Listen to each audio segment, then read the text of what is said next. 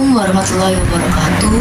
Perkenalkan, nama saya Nabila Talita Safira dari kelas F4 nomor absen 24. Pada tugas kali ini yang telah diberikan oleh Pak Adit, yaitu tugas argumentasi, saya ingin memilih tema yaitu tentang kurikulum merdeka. Lebih tepatnya saya ingin memilih lebih efisien mana sih kurikulum 2013 atau kurikulum merdeka saat ini. Jadi mari kita ketahui dulu pengertian kurikulum merdeka sendiri. Kurikulum merdeka adalah kurikulum dengan pembelajaran intrakurikuler yang beragam, di mana konten lebih optimal agar peserta didik memiliki cukup waktu untuk mendalami konsep dan menguatkan. Kemdikbudristek memproyeksi bahwa kurikulum merdeka akan menjadi kurikulum nasional pada tahun 2024. Tetapi dengan adanya pergantian kurikulum ini, apakah para siswa Indonesia mendukung 100% adanya pergantian kurikulum tersebut sih? Jadi seperti kita semua tahu, kurikulum merdeka telah diterapkan pada tahun 2022 kemarin. Namun terjadi banyak sekali pro kontra di saat adanya pergantian kurikulum ini, yaitu kurikulum 2013 diganti oleh kurikulum merdeka. Salah satunya ialah terjadi perdebatan antara beberapa oknum yang masih kebingungan dengan adanya pergantian kurikulum merdeka. Dan setelah Bapak Menteri Pendidikan, yaitu Bapak Nadiem Makarim, mengatakan bahwa kurikulum merdeka akan dicoba untuk menjadi kurikulum baru untuk semua sekolah di Indonesia. Namun beliau tidak langsung menjadikan kurikulum merdeka ini sebagai kurikulum yang wajib.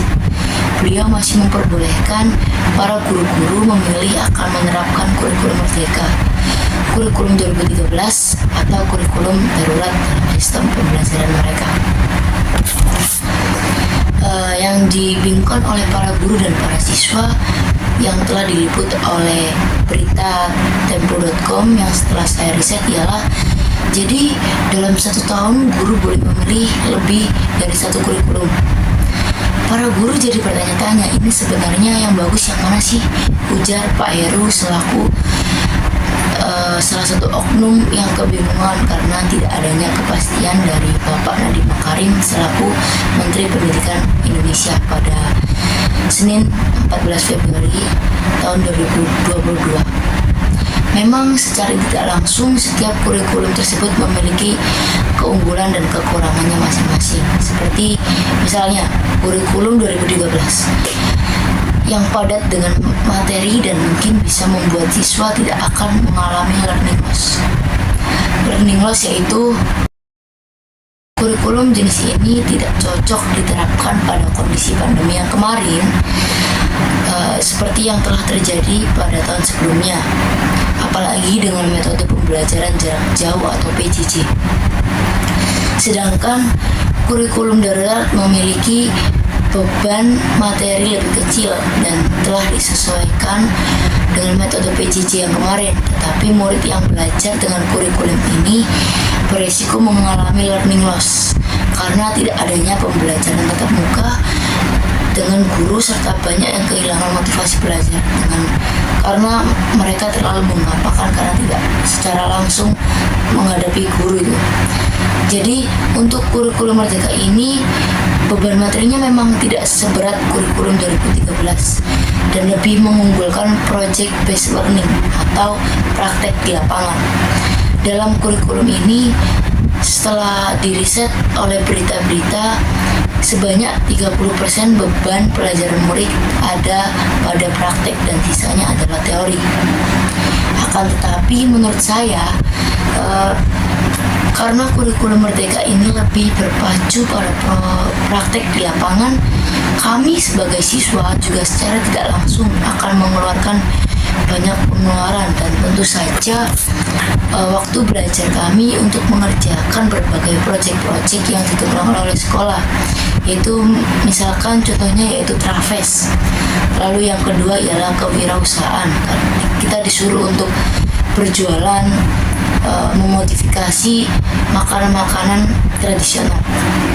Dan dengan pergantian kurikulum ini, kami sebagai para siswa juga mencoba untuk beradaptasi dengan adanya blok untuk mata pelajaran yang telah ditentukan oleh sekolah. Saya sempat dengar ada yang mengatakan bahwa dengan adanya sistem blok ini memudahkan kami sebagai para siswa untuk mengingat mata pelajaran yang sudah kami pelajari. Tapi menurut saya dengan adanya sistem pergantian blok setiap bulannya, justru kami terbebani untuk mengingat mata pelajaran yang sebulan lalu telah dipelajari. Karena di saat kami telah menjalani blok yang selanjutnya, kami akan menerima berbagai tugas yang berbeda dan tidak sempat untuk mengingat mata pelajaran yang sebelumnya atau yang mata pelajaran yang lain. Belum juga ditambah dengan proyek-proyek B5 yang harus kami selesaikan sesuai deadline yang telah ditentukan oleh sekolah. Sebenarnya saya sendiri sebagai siswa SMA 4, menurut saya tidak masalah dengan adanya pergantian kurikulum ini. Tapi tidak salah juga jika kami sebagai para siswa meminta untuk kurikulum ini dijalankan lebih efektif lagi oleh pemerintah dengan mempertimbangkan waktu belajar para siswa, supaya tidak menjadikan beban untuk para siswa menjalani kurikulum yang baru ini.